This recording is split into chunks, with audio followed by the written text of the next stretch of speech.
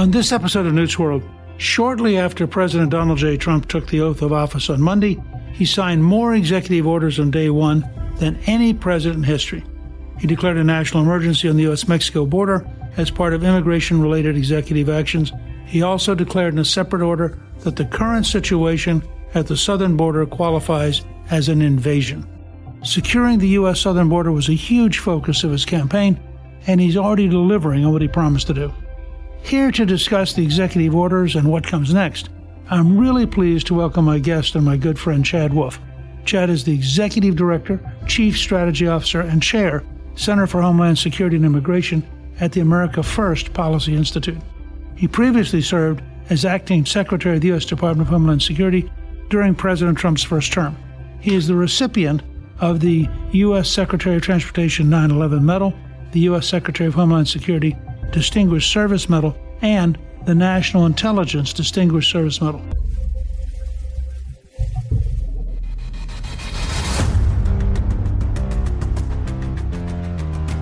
Chad, welcome, and thank you for joining me on Newt's World. Well, I appreciate it, Speaker. Good to be with you. I just have to ask you for a minute, because you've had such an extraordinary career already. Tell us briefly kind of how you got here. It's kind of a strange world. I was on Capitol Hill, working on Capitol Hill like any other staffer on 9/11. We were escorted out of the building as the Pentagon was hit, as jets flew overhead to intercept the flight that eventually crashed in Pennsylvania. And that day really marked, I think, a defining moment in my career where I made a decision that I wanted to do something, wanted to give back, wanted to have service, and wanted to protect the homeland. And so shortly after that, I joined the Transportation Security Administration under President Bush. And that was in 2002, 2003, started the Department of Homeland Security. So I was on the ground floor at the beginning of a new department stand-up, and that was impactful. I stepped out of government service during the tenure of President Obama, and then President Trump and his team asked me to come back in 2017. I spent all 4 years there during the first Trump term in different positions, as you indicated, including Chief of Staff of the department, and then an Assistant Secretary and Undersecretary, and then finally an Acting Secretary. So have worn many different hats and have gotten to see the different elements of Homeland Security and the right way and the wrong way of how you protect the homeland. President Trump was doing such a tremendous job of gradually getting the crossing the border under control. How did you kind of feel, looking at all the work you all had put in for 4 years and gradually begun to succeed, how did you feel about what happened with Biden and the sudden explosion of people coming into the U.S.? Yeah, well, frustrating. I think that's probably the most accurate term I could say, because I remember briefing Secretary Mayorkas at that time during the transition period. And during that time, I told him, I said, look, if you guys do half of what President Biden campaigned on back in 20, you're going to have a real problem. You're going to run out of money. You're going to run out of detention space. You're going to come into all of these different issues. And that's exactly what happened. It unfolded that way over the course of about 6 months. And unfortunately, the American people had to suffer because of those bad decisions, the wrong policy decisions, the wrong implementation. And so as someone who was at the department for 4 years, it was hard to sit back and watch that, because I understand what Border Patrol agents go through each and every day. And to be under the gun in the middle of a crisis for 4 years, it's not fair to them. It's not fair to them that their political leadership made those decisions and put them in that place, not to succeed, unfortunately to fail. And they became, the butt of everyone's joke. They became the ire of congressional members, very upset. And so I felt for them. I felt for the department and for those Border Patrol and law enforcement agents. When you look at all that, President Trump had developed a Remain in Mexico policy and had gotten the Mexican government to agree to it, and had really begun to close down the southern border pretty dramatically. And Biden comes in and almost immediately throws out everything that was working. Why do you think the left was so determined to reopen the southern border?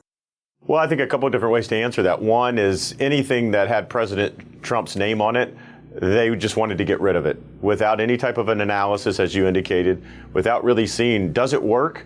And if it does work, maybe we want to retain it. Maybe we call it something else, right? Maybe we rebrand it. But if it works, let's keep what works. They didn't do that. They just decided to throw it out.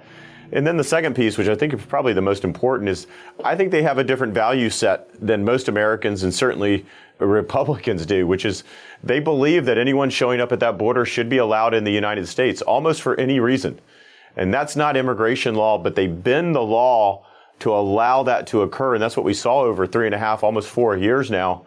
We saw an influx of individuals. We saw them not adhering to the letter of the law, not implementing the law, not enforcing the law, because they have a view of what that should be, not how the law is written, not what Congress said it should be, but they have a sort of a utopian view of what it should be and how the United States should help anyone and everyone that wants to come to this country. They believe that, they say that, and I'm a big believer that you listen to the other side because they're going to tell you exactly what they think, and you take them at face value and you repeat that to them. And they've said it over and over again that they believe the United States is a beacon, a shining light on the hill, and that we should help anyone and everyone coming to the United States. And that's fine, but that's not how U.S. immigration law is conceived, and it's not how it works. Well, Gallup's World Poll asked the other year how many people would like to come to the U.S., and 165 million said yes. Now, there's no way you can sustain that scale. So if you did what the left wanted and had a truly open border, it would be basically the destruction of the American system. Yeah, I think that's right. I just got off of a separate interview with a UK outlet who was very upset that President Trump just here in the last couple of days suspended the refugee admissions program here in the United States. And I had to remind them, we've had 10 million refugees come into this country over the past 4 years. How much do you expect the United States to sustain year after year after year? And they just couldn't understand why we would suspend that. And you got to put it in the context of what's occurred over these 4 years, what the American people have been saddled with that they didn't sign up for. And so it's absolutely prudent to put a pause on it, to assess where we are as a country, to see what more that we can do. I don't think I knew this until we were researching for this podcast, but you played a critical role in developing the Transportation Security Administration after 9/11. What was that experience like? Well, it was a startup as well. DHS was a startup. TSA was a startup. And after 9/11, if you recall, airports before 9/11, you could walk through some minimal amount of security. None of your bags were really checked or x-rayed.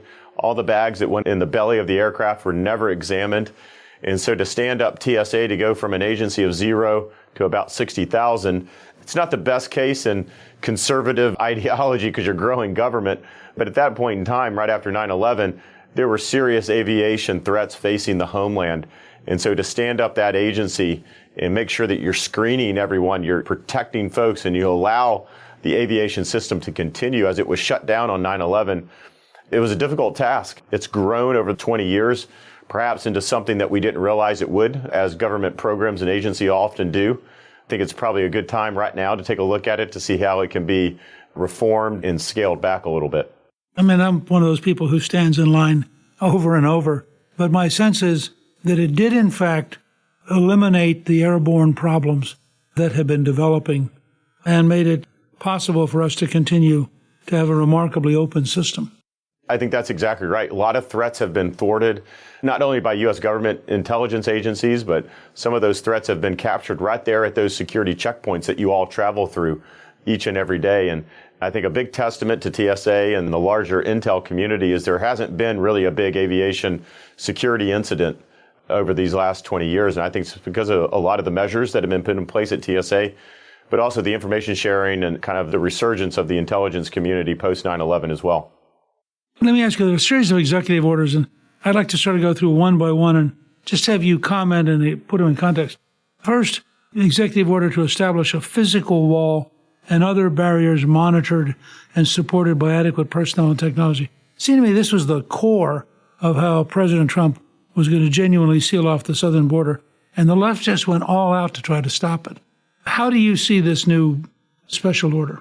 Yeah, they did go all out. So at the end of the first Trump, we had built about 450 miles, a little over than that. And we had another 200 to 250 ready to go. We had pre-purchased a lot of that material, and a lot of that material set on the desert floor over these last 4 years. And in fact, the Biden administration started selling a lot of those panels off for pennies on the dollar.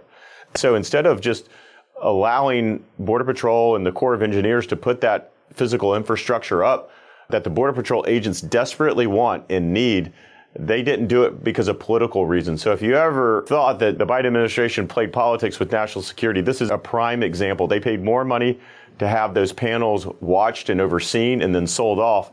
Had they just put them up, we would have actually saved American taxpayers money, and we would have had that physical infrastructure up. So that's neither here nor there.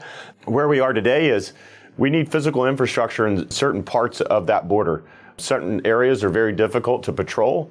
And so we need lights, cameras, roads. We need the wall so that you can amplify and that you can supplement Border Patrol agents' time and resources. We simply don't have enough agents for that entire border. It needs to be a mix of both physical infrastructure and technology. And that's why I continue to talk about this as a border wall system, because it's more than just that physical 18 to 30 foot high wall. But it's all the technology that comes with it. It allows Border Patrol to have more capabilities than they've ever had before. And are you pretty confident that President Trump will succeed in getting it done this time?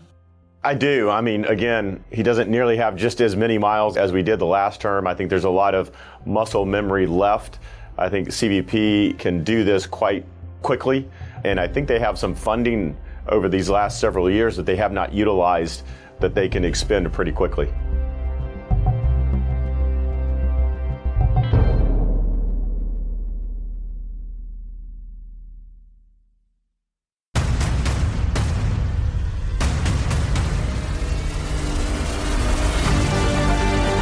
One of the more controversial executive orders was the end birthright citizenship for future children born to mothers who are in the U.S. unlawfully or temporarily, unless the child's father is here legally and permanently.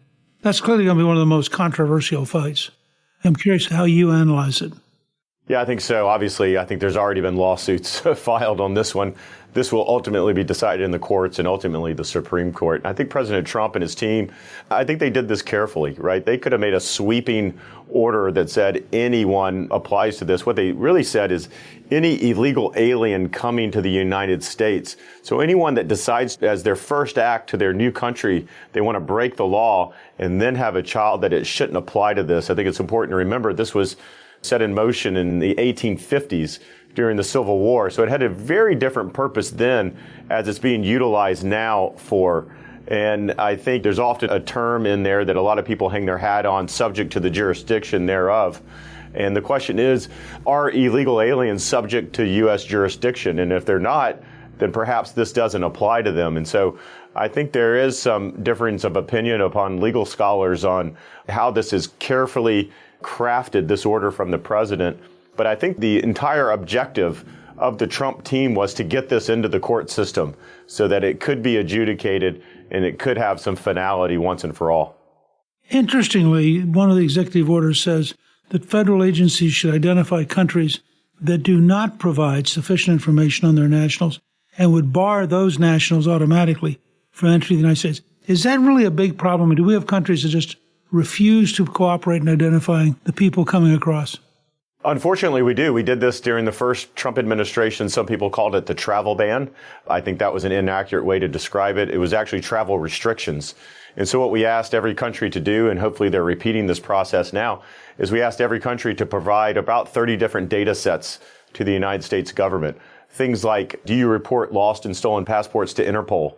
Things so that we understand that you have a good system to determine who you're issuing visas to. And what we found is that there was about 6 or 7 countries at that time, now this is going all the way back to 2019, that simply didn't provide any of that to the United States government, had no interest into it, and basically told us to go pound sand. And so we put travel restrictions on the type of visitors, the type of business leaders that could come to the United States.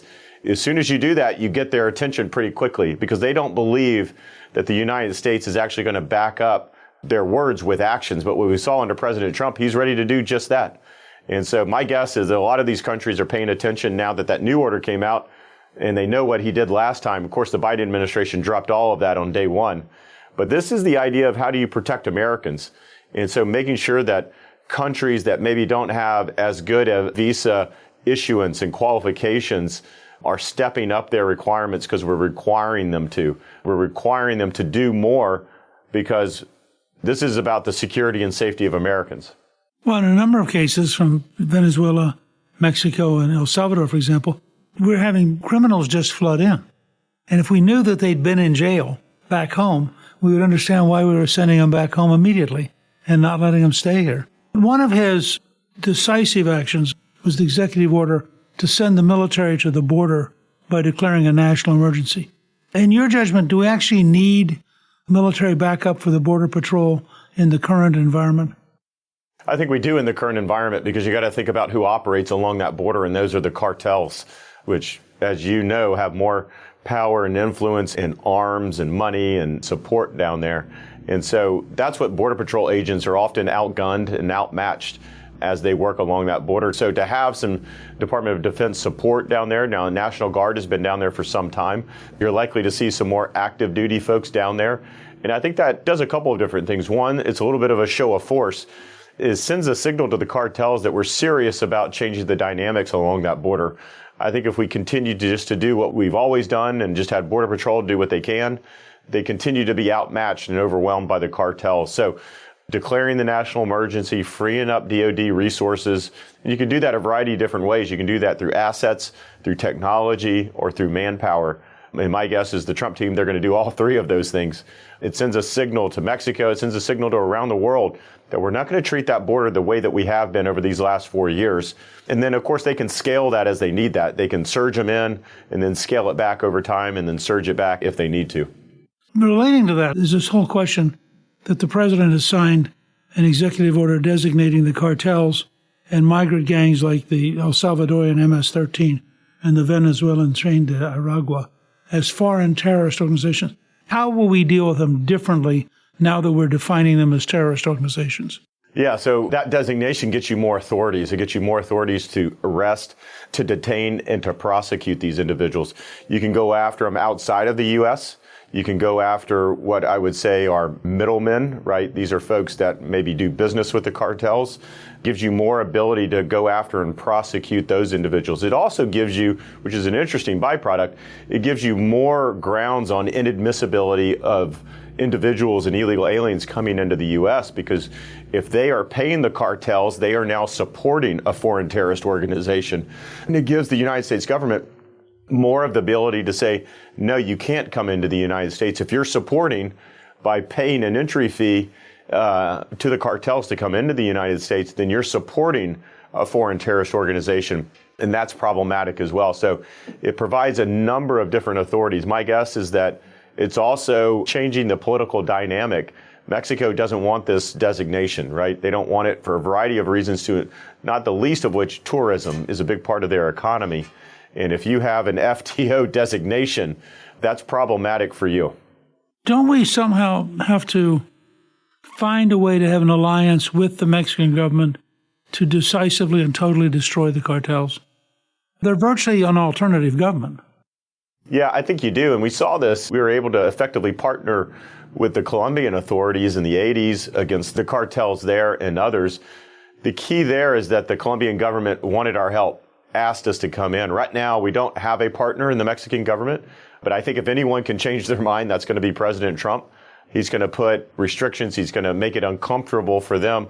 We've already hearing about potential tariffs if they don't stop some of the fentanyl and the human trafficking coming across that border. So I think the Mexican government has got its challenges. They're compromised in many ways on this issue, but they can be doing a lot more. And the question is, how far are we willing to push? How far is our new Secretary of State willing to push them to do more on behalf of the American people? That's going to be the key.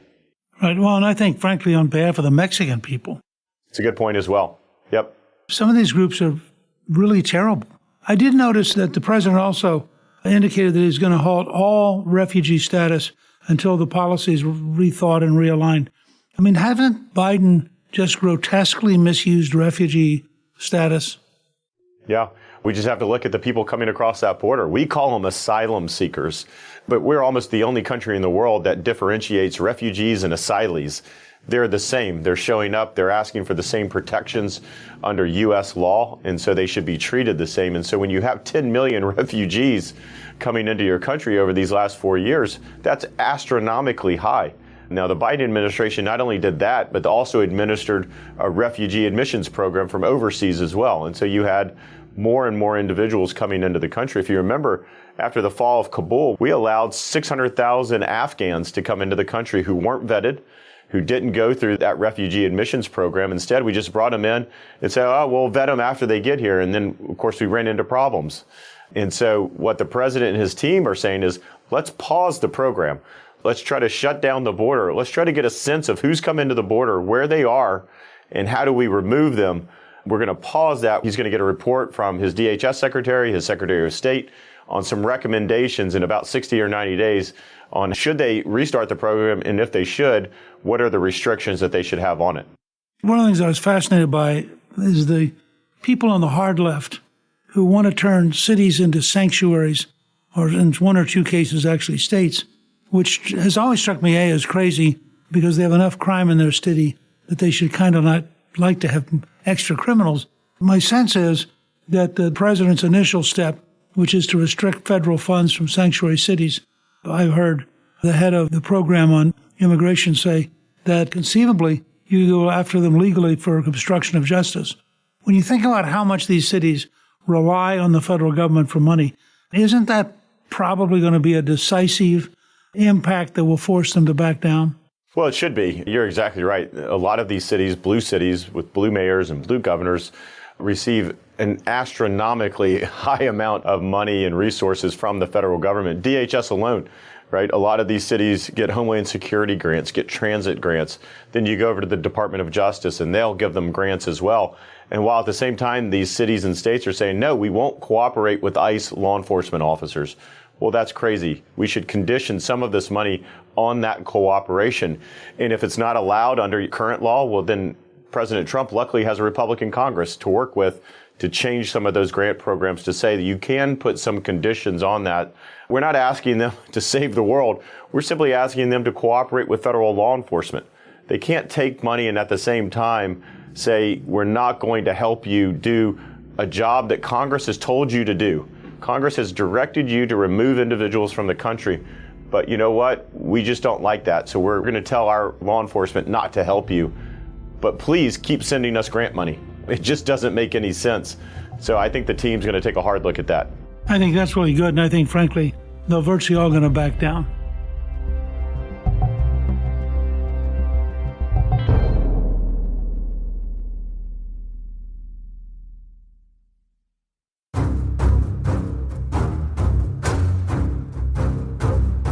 One of the things I didn't really know about this, it's interesting, that the president issued an executive order that will require immigrants unlawfully in the United States to register and be fingerprinted. I guess it hadn't occurred to me, don't we automatically, for example, if we pick somebody up who's illegal, don't we automatically fingerprint them? Well, we do. What we've seen over these last 4 years is a lot of those corners were cut. So a lot of the fingerprints probably weren't taken. And so I think what this order is trying to do to say, regardless of the amount of people, regardless of the amount of folks coming into the country, the first step, like the basic step, is to fingerprint these folks and make sure that we understand who they are. Now, the question becomes, when you take that fingerprint and you start vetting them, what are you vetting them against? And I think you alluded to this earlier. It's hard to vet someone if they're from Venezuela. It's hard to vet someone if they're from Tajikistan. It's hard to vet someone if their home countries aren't providing information in which to ping them off of, in which to vet their information off of. So your vetting is only as good as the information that you're vetting against. In most cases, we're able to do that because we have great agreements with a variety of different countries. But there are some where it's very difficult to determine if this individual is a threat or not. And so I think that's the genesis of this order. They want to collect more information and they want to make sure that they understand who's coming into the country. So, it just strikes me in the modern era that you can use a lot of technology to regain control of your own country from people who shouldn't be here. One of his executive orders ends the CBP-1 program. What is the CBP-1 program? This is something that the Biden administration came up with about 2 years ago. And they said, we're really tired of thousands and millions of individuals coming across that border illegally. The numbers are out of control. The press is out of control. Everyone thinks we're doing a terrible job. So they said, well, let's come up with a program that someone can get on their smartphone. They can get on an app that we created. They can register to come through a port of entry, and then we'll release them into the country. And we'll call that a legal pathway. We won't ask them if they're seeking asylum because we don't care. We're just going to parole them into the country, They can seek asylum later, doesn't matter to us, but at least we get them into the country, quote unquote, I'm using air quotes, legally. It's all a farce. It's been a farce for 2 years now. And what the incoming team said is, no, that's ridiculous. We've never done this. We've never allowed people to register on an app that's hackable, that you can clearly manipulate and allow them to come into the country with very little vetting.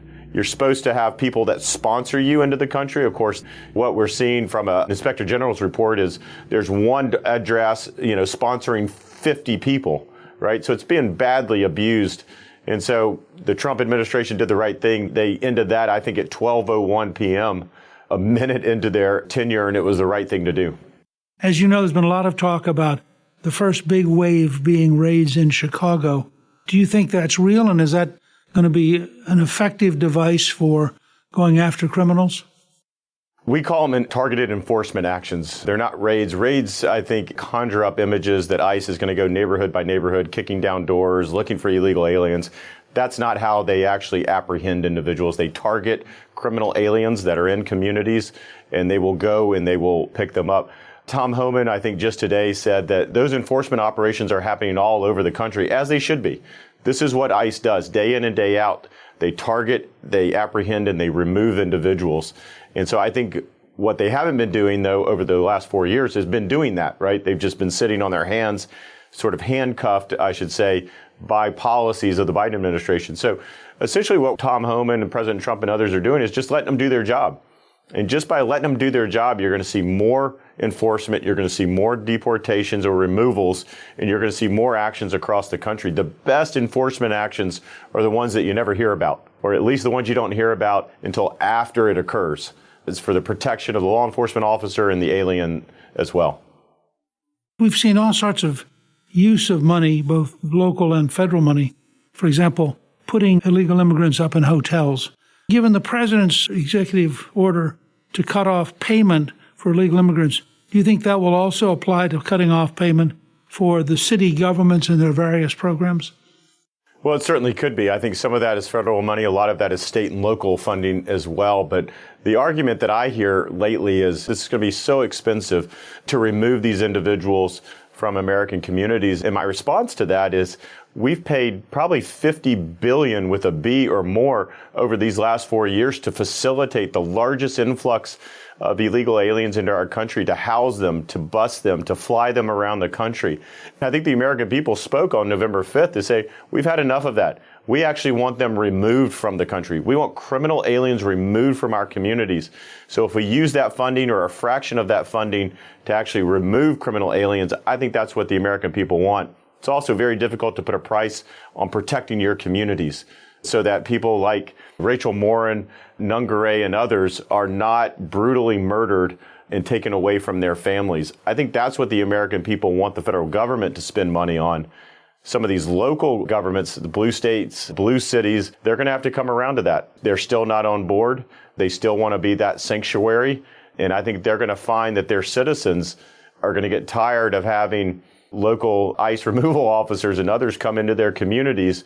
Instead, you should have ICE officers going into their jails and picking up criminals and deporting them and making it very seamless. They would never know they're there, but instead they're having to go into communities. And that's unfortunately the way it's got to be.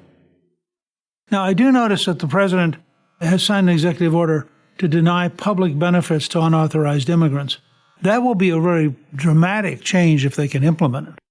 I think so. We did it during the first Trump administration. It was a variety of different things, but the biggest one, probably the most noticeable one, was a public health charge or public charge rule that said, you don't get access to certain public benefits if you can't sustain yourself or if you don't have a sponsor that is obviously sponsoring you and can sustain you.